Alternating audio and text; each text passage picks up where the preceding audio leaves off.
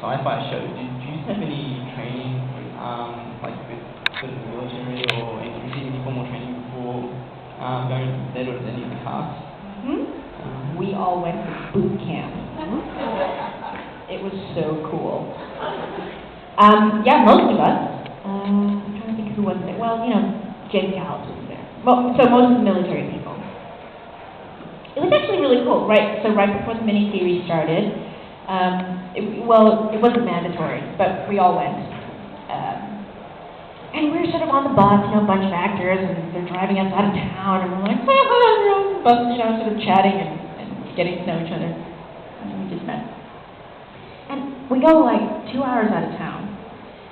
We sort of drive on this gravel road, and we pull up into this little lot, and there's kind of a house or a lodge, and there's nobody there to meet us. And they tell us to get off the bus, so we're all kind of standing with our bags on the.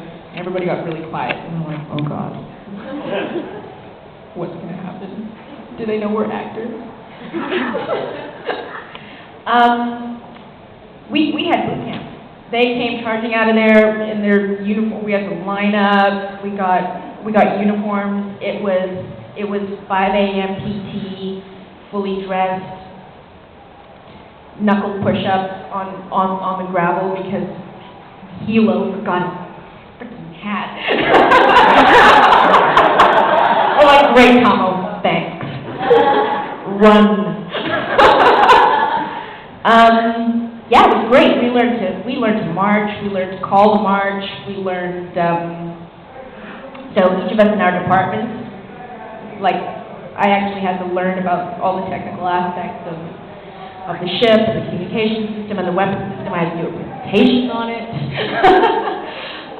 We did, team building exercises and things like that.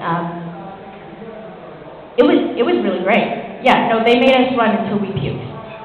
They literally had like oxygen tanks, and they were guys yelling like, but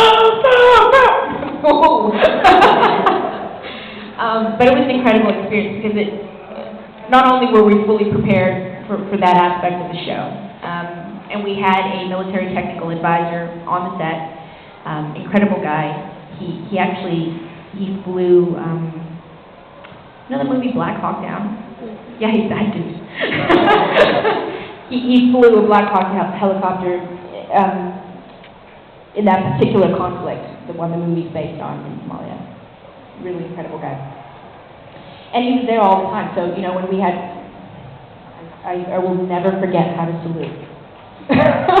No thumb, half an inch above the, I'll always remember that. But just little things, when I call commander on deck, would somebody so stand up, you're supposed to have these pins. Like, they're very, very, very detailed about it. And because we had that training, it was great, because you didn't have to think about it. It then became second nature, which it would be. I was in the military. But yeah, no, it was serious. It was for real. At 5 a.m., oh yeah.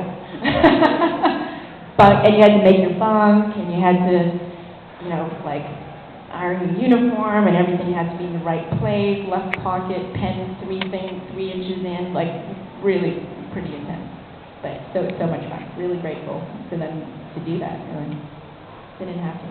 How long did you do that for? A week? A week, yeah. It was a long-ass week. And the food was, we had to eat military rations, because we'd go out, and we'd have to haul, we'd have to hump all our gear, and we'd have to make food, Now, Canadian military rations are American, because the Canadian ones are actually good. I believe they were Canadian, actually. I don't know. My brother's in the Canadian military, so it's pretty scary stuff. Yeah, pretty deep. But good chocolate bars come in the packs. Chocolate bars? You get chocolate bars in the Canadian military ration. Oh, you're totally gypped. Totally gypped. We're on the grape jelly packet. Sugar.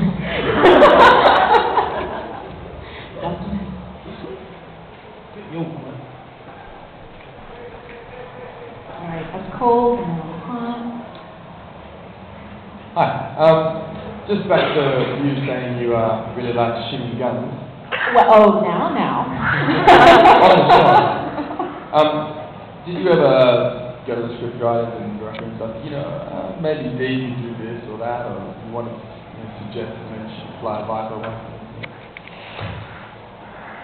He's actually terrified of flying the Vipers. There was actually a scene that, did we shoot it? No, it never made it to the final draft.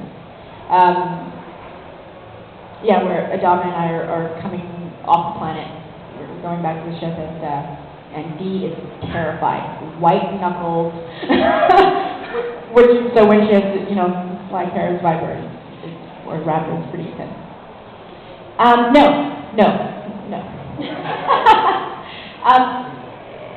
Although, like, it's a great set for dialogue, we really, we do have the freedom to sort of inquire and change a little bit and make things our own, and, as you can see in the case of Romo Lampkin, who was really only supposed to be there for 2 episodes and is now a pretty integral character in season 4. They do respond, to sort of things that you bring to. When you're in front of the camera, you get to do whatever you want, really, until they tell you not to. But no, I just never. I'm not a writer. Well, I'm not that kind of writer, right? That's not my job on the show. So I'm really just happy to be an actor and kind of do what they tell me. But yeah, I just couldn't. I just never would think that I could imagine anything more than what Ron would come up with. Who am I really? Yes?